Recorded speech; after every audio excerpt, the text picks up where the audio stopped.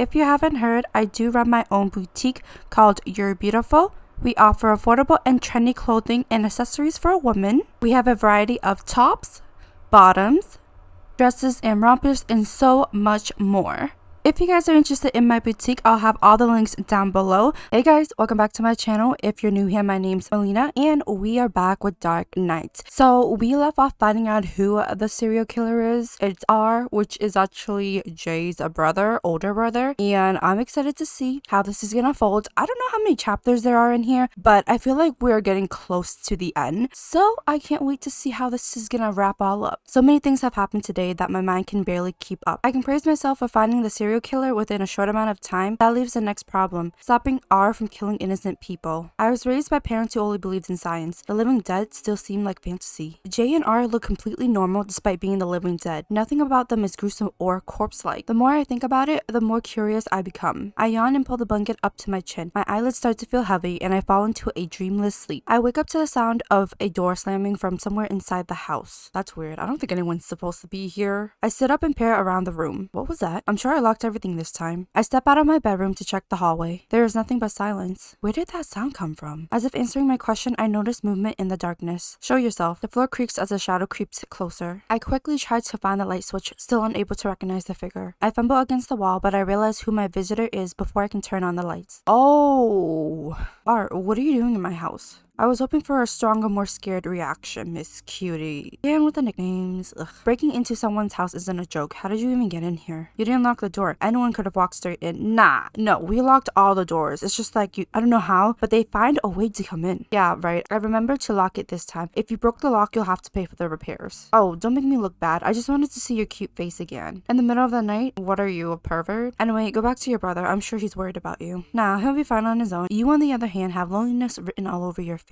I didn't ask for your company. R steps forward and grabs my arm forcefully. Really? He peers deeply into my eyes. I freeze for a moment and then So we have three options: do nothing, politely ask him to let go, kick him. Honestly, I am gonna kick him because 1, you shouldn't even be in my house. 2, don't grab me for no reason. So kick him. Achievement: always violent. What does that mean? What are you doing? I try to pull my arm back, but R's grip is too strong. With all my might, I attempt to knee him in the abdomen. Are we getting violent, Miss Cutie? Aiming for the old wound too? You sure know your stuff. It's been at least a week since he got that injury. It hasn't healed yet, which probably means I attempt to kick him again, but the blonde effortlessly blocks it with one hand. He seems amused at my annoyance. You're too fun. I should really save you for last. You want to kill me? What the? Why? So you came to eat me, huh? The man grins mischievously as he rubs his chin. Maybe. I am curious about how you taste. Oh, that's so gross. I step back in surprise, mentally preparing myself for the worst. You take me way too seriously, you know. We can play around another time. I came here for something boring but important. His gaze turns serious as his smile disappears. I only want to confirm something. You haven't told anyone about the incident from earlier this week, have you? You mean what happened in the storage room? I kept it to myself. Well, I don't think you're lying. You honestly believe I'm the one behind the villagers' murders, don't you? No, do not tell me it's someone else. That's so annoying. Like, in the last episode, we found out that he's the one that's been killing people, but I mean, Jay did say he was killing certain people. I don't even know this. I really don't know where this is going. Jay has an alibi, but I don't have any reason not to believe you're the culprit. Besides, even your brother thinks you did it. I am hurt, and you're trying to pit my own cute little brother against me? Shame on you. There are more things happening in this village than you know. Then say it. What's going on? Haven't you noticed that the population of living dead has been going up like crazy? You mean those zombie-like people? I guess. It's true that I'm responsible for creating them, but lately they've been going out of control and attacking the villagers. Of course, if any victims survive the attacks, they can easily turn into the living dead themselves as well. Oh, which means they can multiply rapidly. My brother and I have a different form of the virus, so we aren't contagious like the others. We were artificially made, you see. Oh, my eyes widen in shock. Anyway, the missing people are all long dead. My point is, you don't need to help us. Keep yourself locked up in here and nothing bad will happen to you. Promise. No! What about all the living dead around town? They're dangerous. You'll only get in the way if you try to help. The next time I'm hungry, I might take care of them myself. Maybe. All alone? You're getting ahead of yourself. You're underestimating me. Well, I'm off. Don't tell my brother what I said, or else he might end up hurting himself. Wouldn't want that, would ya? Does Jay know that the living dead are multiplying themselves? Doesn't matter. Anyway, if anyone finds out about this, make sure you put all the blame on me. Leave my brother out of this. I softly agreed to the request with a nod, despite fundamentally disagreeing with R. The heck? I don't even know what to say. Think of this as making us even. I didn't forget that you helped me when I was injured. R smirks before leaving me alone in the hallway. My impression of R has changed again. I have mixed feelings about all of this. Jay has a right to know what's going on, doesn't he? Once I am sure I am alone and have double-checked all of the locks, I return to bed. Next day, I walk down the street, steadily approaching Jay's home. Should I really tell him about last night? I might worry him even more. I suddenly notice someone standing under the street lamp, with the light casting a shadow over their face. I cannot recognize the figure. I warily step closer, only to be unpleasantly surprised. Oh god, is it another zombie? Oh, it's Chain? The man's cold blue eyes shift towards me as his breathing audibly slows. You shouldn't be outside at this day of time. The living dead are already out. What? Already? Chain walks off without another word. Seeing his broad back, I am reminded of the moment he attacked Jay. I won't ever forgive him for trying to harm Jay and R. Unable to contain my anger, I sprint after Chain and raise my fist. Before my punch can connect, the man flips around and grabs my wrist. Even though I was in his blind spot, his reflexes were amazing enough to still kick in. What are you doing? Chain shoves me away, glaring at me with clear, killing intent. Don't act all innocent. You're trying to kill my friends. Do you even know what you're accusing me of? You're a real weird one. Pot meat kettle? What? Is that a saying? I have no idea what that. Okay. I'm weird? You dress to intimidate, break into houses to assault at first sight, and who in their right mind wears a gas mask in public? Shane turns silent as he considers my thoughts. Once satisfied, he crosses his arms. First of all, I don't assault anyone at first sight. I carefully follow them before taking action. I'm not one of those mindless living dead. Secondly, I don't break into houses for fun. Achievement, the smell of death. What is that? Is that like, I have no idea what it means when it says achievement. And then, do we get like a picture or something because of it? I have no idea. As for the mask, I'm just sick of the smell of death. Anyway, why does it even matter? Did he smell them? Because it makes you look suspicious. Duh. Oh, I was not expecting to see how he looks like without the mask. Oh, okay. I mean, it's different. It's different. Shane puts a hand behind his head and begins to remove his mask, sighing as he does so. My eyes widen at the surprise that is his appearance. Do I still look intimidating? Kind of, yeah. The man awaits my response, but I remain speechless. He snorts before putting his mask back on. If that's all you wanted to know, I have a job to finish. You should be grateful to me for exterminating those monsters. I wonder if someone sent him here, or is he here by himself to exterminate those living deads? I don't know.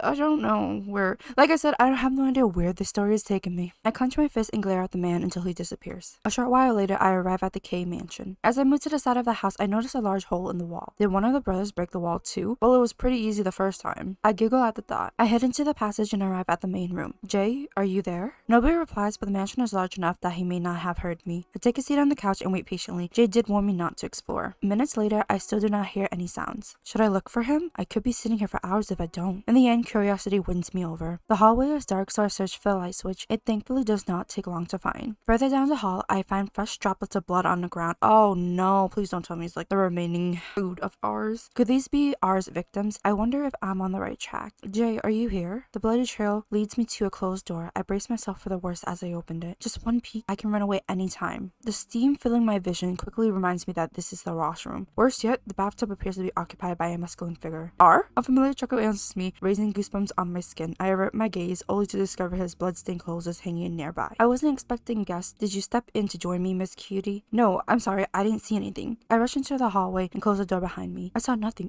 The more I think about it, the more my cheeks heat up. I do my best to push the thought out of my mind. Well, I don't want to walk in on Jade too. I should probably head back downstairs. By the time I settle onto the couch, R comes down the stairs, his hair still damp. Looking for Jay, are you? I'm sorry to say he'll be out for a while. Oh, I'll come back later then. Wait, it'd be rude of me to send you off after you came all the way here. The blonde sits on the couch, facing opposite of me. Although I instantly feel uncomfortable, I do not want to miss the opportunity to learn more about him. Would you like a cup of tea? No thanks. Suit yourself. So, you have a crush on my brother, huh?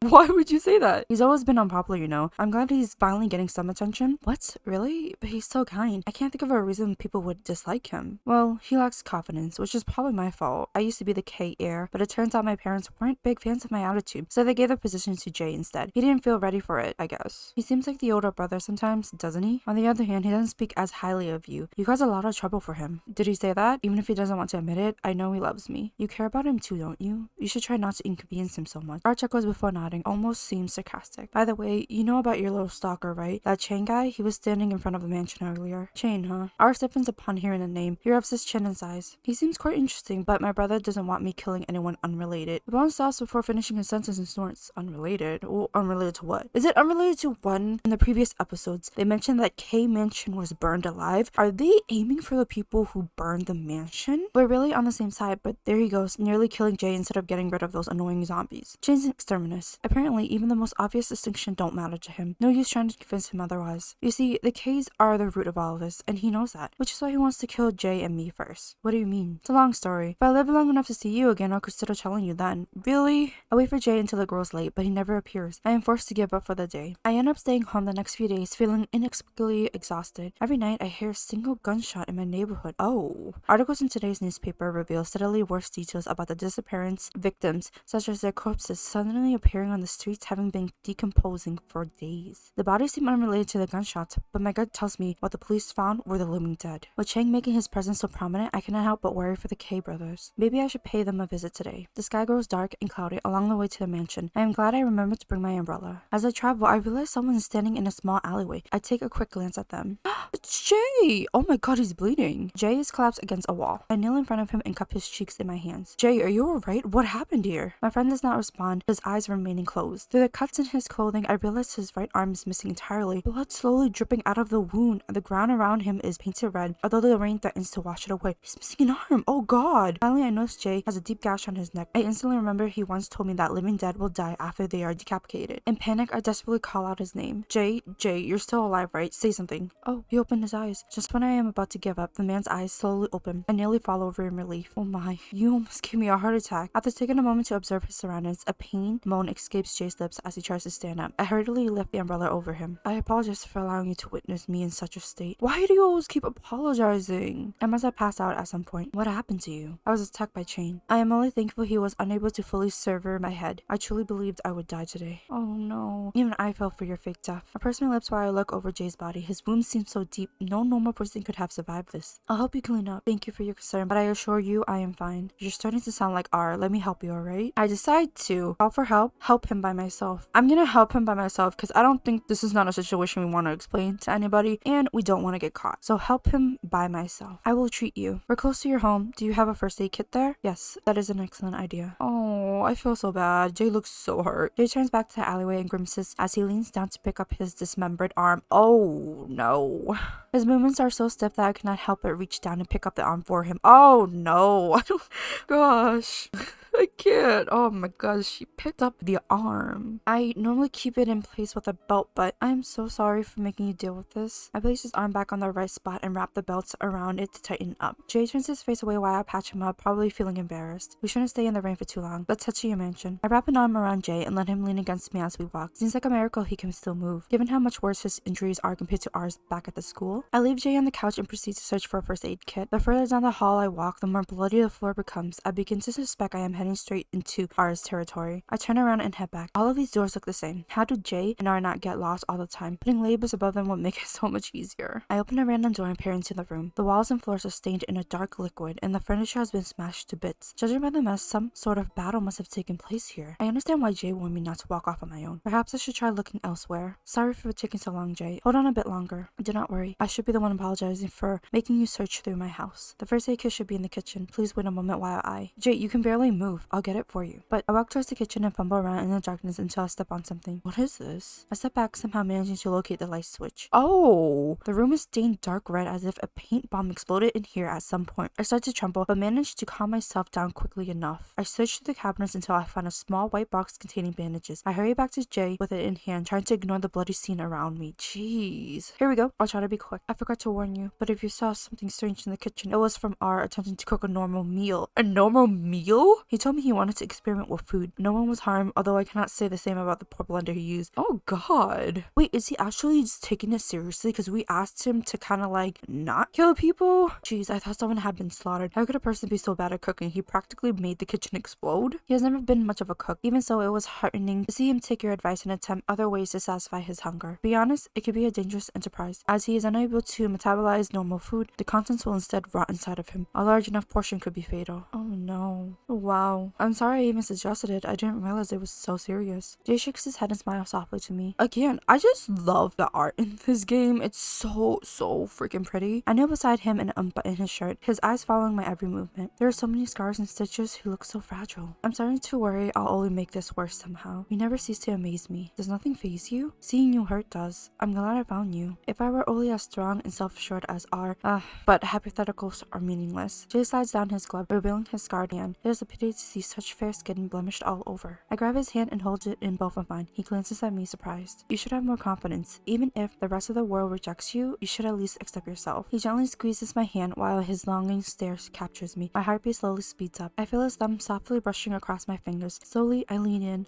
Are we gonna have our first kiss with him? Time seems to freeze as I hover over him. Suddenly, he takes back his hand and breaks his stare. Oh my god. We haven't had one kiss with him. Like, what are we waiting for? The abrupt change makes me feel embarrassed. I pull back and regain my composure. I feel better now. Thank you for your assistance. Of course, it was the least I could do. May I request we stay like this for a while longer? His voice is pleasant yet tainted with a touch of sadness. I continue to patch him up while we resume our conversation. To my delight, my friend is truly beginning to open up, sharing his worries with me. Jay has been suffering more than I ever realized. I only hope I can support him better in the future. Eventually, our discussion shifts to R. It has apparently been a full day since he returned home. Why are you so worried about your brother? He seems like someone who can handle himself. Well, it is a long story. Again, a long story? Are you gonna tell me? Come on, tell me anyway. R may seem invulnerable, but he fears death the same as anyone else. Everything has a beginning and an end. He believes his time is coming soon, especially with the recent investigations. He has become very careless, which is also part of the reason I asked you to refrain from telling anyone the truth. Again, I apologize for involving you in our mess. That reminds me, I've been seeing Chang around a lot lately. It's too bad we can't work together to take care of the living dead. It cannot be helped. Jay drifts in and out of consciousness as he lays on the couch. I take the opportunity to wash as much blood off my hands and clothes as I can, then spend the rest of the day giving him company. Miss Malina, will you be able to visit again tomorrow? As much as I like to, I think it'd be better for you to rest for a few days. Even though you're special, you still shouldn't push your body too much. He snorts before giving into my request. Next day. The holidays feels excruciatingly long when there is nothing going on. Even the majority of the stores have closed down since so many people have gone on vacation. Most students are helping out their parents' businesses. The remaining open stores become busier than usual. I have to admit, I feel lonely without the company of my classmates. I sit on a bench and glance around the park. Other than a silver-haired boy, there's no one else around. Oh, it's like that boy we saw before. I pull a small novel out of my jacket pocket. Bright Days, a sequel to Dark Days. Oh, we actually heard Jay play the piano, and the name of the melody is called Dark Nights, which is the name of the game. And so now we have Bright Days and Dark Days as a book. I don't know, I feel like everything's coming together. The original story caught my interest, so I am eager to read the sequel. Even though this title is not as popular as the first, it seems to be written for the series fans. Rather than being a new story, it retells Dark Days from the perspective of another character. While I am lost in the tale, I hear someone dash across the park. When I look up, I notice Shane chasing the silver-haired boy I saw earlier. The man roughly grabs the boy by the scarf and pushes him to the ground. Oh no. After handcuffing the boy, Shane pulls him up and begins leading him away. I cannot even begin to imagine what sort of crime a child like him has committed. The bizarre arrest is so distracting, I do not notice when someone approaches me. The hand comes out of nowhere, casually resting on my shoulder, and I jump at the sensation. What a coincidence bumping into you here, Miss Cutie. R, what brings you here? I thought I'd get some fresh air while the weather was nice. You're lucky you just missed Chang. Is it really a good idea to be outside right now? Sure it is. R glances around the park, and after confirming there is no one around, he takes a seat beside me. Although I do not mind his company, I always feel awkward with him around. I want to leave, but that would be rude. I suppose Jay's manners have rubbed off on me. You saw what happened earlier, right? What do you mean? That boy? He was taken care of by Chang. I thought he was looking for me. Do you happen to know why that boy was arrested? No, but the fact he's with a gas mask now means kid's in trouble. Anyway, that stalker seems to know too much about Jay and me. I'm starting to wonder if someone isn't leaking information about us. Don't accuse me. R smirks at me, his eyes narrowed, but I swiftly shake my head. Come on, Miss Cutie. I didn't think it was you. Shane's been after us since way before we met. Besides, my cute little bro is too much of a worrywart to risk worrying you by telling you everything. I know what he's up to, and the last thing I'm going to do is let him get his grubby hands on me. R lets out a sigh and glances up at the sky. The book you're reading, Bright Days, is good. Characters that barely had a few lines in the first book actually got to speak their minds. Well, I probably shouldn't spoil it for you. Let me know when you finish reading it. I didn't expect R to be much of a reader, but it seems that we have something in common. Hearing him talk casually makes him seem like a different person. I want to chat a bit longer, but he suddenly stands up and stretches his arms, yawning. I'm starting to feel tired. Staying outside for so long always does a number on me. Speaking of which, don't I usually see you at night? Well, let's use this time to catch the living dead. We're prettiest under the moonlight, don't you think? Oh, okay. Chang may be crazy, but you can't work with the police? They want to put an end to this too. Isn't it obvious? With stained hands like mine, how could I ever ask the authorities for help? There must be someone willing to help. I don't know how many of those living deads are out there, but you can't do it all alone. Whatever you say, Miss Cutie. R waves his hand before walking off. I pay Jay a visit the next day, hoping his recovery has come along well. I had considered bringing him food, but ended up only taking a few packs of tea leaves just to be safe. On my way to the mansion, I happen to bump into Jay himself. To my surprise, he has shopping bags in both hands. Jay, shouldn't you be resting? What a pleasure it is to see you. I have taken care to rest and recuperate before going out and about, so you need not worry. I glanced at the contents of his bags and seems he bought sweets and little treats. He told me some time ago that it is torture to consume regular food. Cannot imagine what he has gone through these past few days. Jay glances at the tea in my hands and smiles softly. Did you bring those for me? As always, you were too kind. Shall we head to the mansion so I can prepare you a cup? Gladly. Okay guys, so I think I'm gonna wrap it up here. I'm getting really excited just to see where the story is heading towards, and I don't know, like I've been saying throughout this whole episode, I don't know where the story is taking me, because I kind of figured who the serial killer is already, but now I'm just thinking, how are we gonna wrap this up? How are we gonna help R? Is R gonna die? Like, I really don't know. So if you guys enjoyed the video, don't forget to like, comment, subscribe, turn on notifications, that way you never miss a video, and I'll see you in the next video.